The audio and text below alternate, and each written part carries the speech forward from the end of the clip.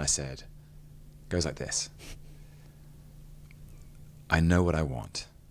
I know what kind of God I need to be for you, for all of us. Yep, Tom Hiddleston, besides being a first-class heartthrob, of whom I'm convinced everybody is in love, and if not, I think you should be. He also gets to portray a pseudo-villain that I'm pretty sure everybody is also in love with.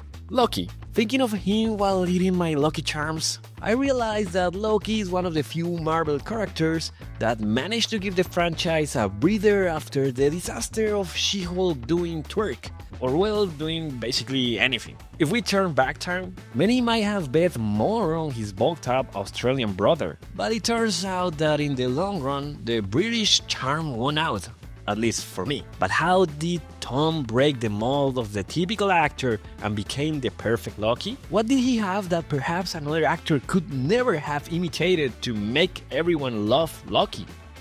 The first part of the answer definitely is the acting. You cannot just want to be a superhero and not know how to act. Just ask Shaq. Tom would not have been the Loki we all know if his performance had not been up to par. Before his iconic role, Tom already had certain reputation in the acting world. Despite not enjoying the Hollywood fame of other long-term successful superheroes like Eric Bana as Hulk or Brandon Routh in Superman Returns, in the early 2000s, he quickly emerged as one of the most dynamic young British actors of his time. Similar to his friend and occasional co-star Benedict Cumberbatch, he could take on charismatic leading roles while effortlessly blending into character roles. His early appearances were on television in shows like The Life and Adventures of Nicholas Nickleby, The Gathering Storm, and Casualty. Seeing these roles, at least from my point of view, it's not really clear how good of an actor he was. Some of them were very short roles to analyze, and others weren't that deep or challenging. What I do think could be seen from his early movies was the wide range of roles he could play. From Victorian-era men whose hobbies seemed to be extending their pinky finger while sipping tea, to fresher, more modern roles like Oakley in Unrelated, who rarely extends any finger while drinking. He even did voiceovers in documentaries. This versatility would serve him well years later for what would become Loki. Alongside his television career was his theater career, where he began to gain recognition. There, he played roles in classic plays like Othello and Cymbeline, for which he won the Laurence Olivier Award for Best Newcomer in 2008. Unfortunately, I couldn't watch any of these plays, but even more unfortunately, I did get to see Tyson vs. Paul fight. However, I believe in the good reviews of Dash, which led him to having a high esteem among those involved in that world. In 2008, he participated in Wallander, a British series where he worked more closely with Kenneth Branagh.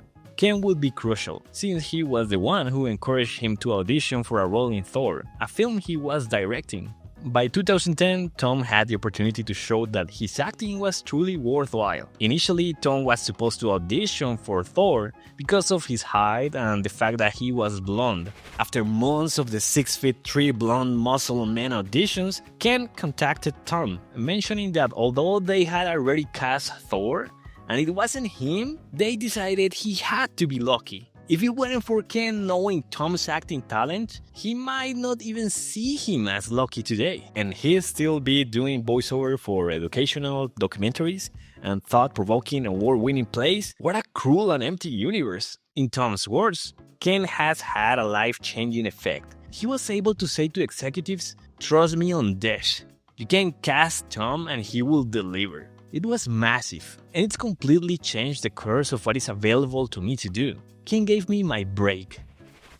Clearly, they hit the mark, and from the first movie, Tom became the definitive Loki. Not like the spiky and greasy hair Loki of the Son of the Mask. No offense to him, but I think Tom made everyone forget about that strange interpretation. Now, remember how Tom's performances showed great versatility? Well, thanks to this, his portrayal of Loki was just what was needed, because through the various movies and series, the character undergoes significant development.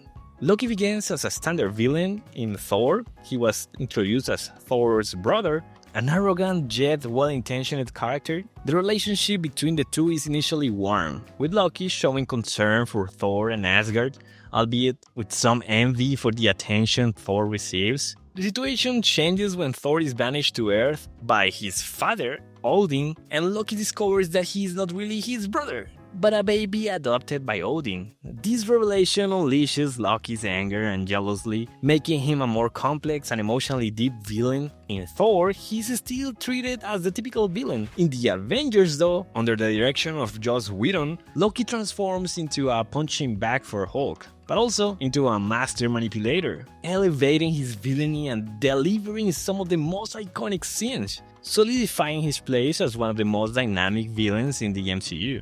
In Thor: Dark World and Thor: Ragnarok, Loki's comedic potential is unlocked. Although the Dark World was criticized because of his tonal inconsistencies, Loki becomes the comic relief the movie needed, showcasing his wit and charisma even in dark moments. In Thor: Ragnarok, under Taika Waititi's direction, Loki evolves into a semi-protagonist, balancing comedic moments with sincere touches. These developments pave the way for the series Loki, where the character finally becomes a true hero, exploring all facets of his personality and finally completing his redemption arc in a rewarding way. I might be mistaken, but I don't recall many other characters in Marvel movies with such an incredible and well-executed evolution as Loki's. Well, maybe only the Japanese Spider-Man. I mean, going from the anger of revenge for his father to becoming an incredible hero inside the amazing Leopardon, that's a tough contender. Fun fact, Leopardon was the inspiration for the Megazords in Super Sentai or Power Rangers. So it's like the first Megazord. The point is that this would not have been possible without Tom's great acting talent. Though perhaps it wasn't just his acting. This brings me to the next point, his commitment to the character. From the moment Tom learned he was going to play Loki, he dove into all the comics. Because why just read the script when you can read every comic that features Loki? Well, not at all, but still, it highlights my point. Tom showed a level of commitment that went beyond mere acting. Years later in the Loki series, this commitment became even more apparent as he took on the role of an executive producer, heavily involved in the creative aspects of the show. In a Tumblr Q&A, Tom said, "But in helping to produce it, I was invited to conversations much earlier. When you can all sit around a table and have a long conversation, dreaming and imagining and wondering and asking, what if? And what if Loki did this? And what if Loki did that? Or what if the TVA was this?" So yeah, I felt really lucky to be part of that. It's incredible to consider that after 14 years of portraying Loki, he still maintains the same enthusiasm. Just watching recent interviews, you can see the passionate way he talks about this project. Lastly, I think this point might not be directly related to Loki or Tom's acting, but it's a factor that has contributed more to the smoothness of everything in the films. The kind of person Tom is.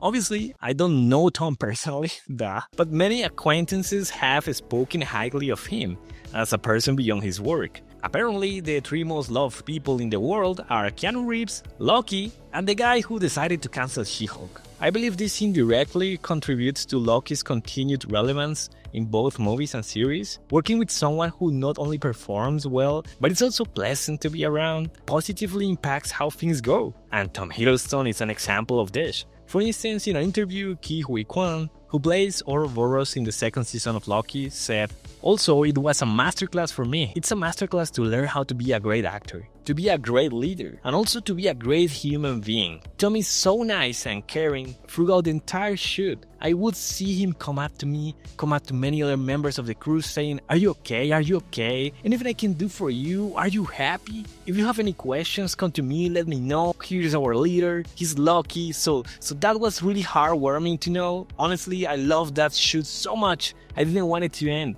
Maybe another actor could have portrayed Loki well too, but Tom definitely took it to another level. His talent and commitment transformed Loki from just one-off villain into a character with his own series, and more importantly, earned him the respect of his peers and the love of all his fans, for whom he is perhaps one of the best characters in Marvel, being only surpassed by, you know... 誰だお前は！地獄からの使者スパイダーマン